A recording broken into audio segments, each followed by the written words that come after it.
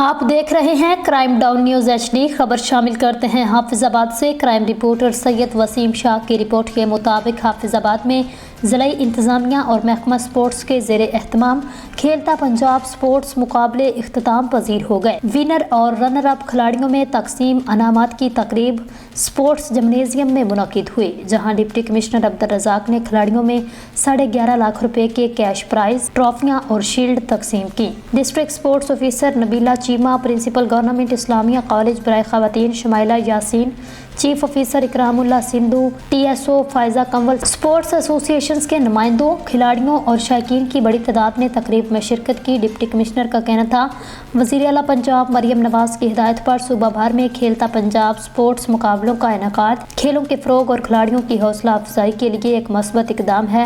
اس طرح کے مقابلوں سے مقامی سطح پر ایک نیا ٹیلنٹ نکھر کر سامنے آیا ہے۔ کھلاڑیوں میں لاکھوں روپے کے کیش پرائز اور دیگر انعامات بھی تقسیم کیے گئے، جس سے ان کی بھرپور حوصلہ افزائی ہوئی۔ اس موقع پر district sports officer Nabila Cheema کا کہنا تھا، ضلعی سطح پر hockey, cricket, football, badminton, athletics سمیت 8 مختلف کیٹیگری کے مقابلوں کا انعقاد کیا گیا۔ تاریخ میں پہلی بار کھلاڑیوں میں 11.5 لاکھ سے زائد کے کیش پرائز تقسیم کیے گئے ہیں۔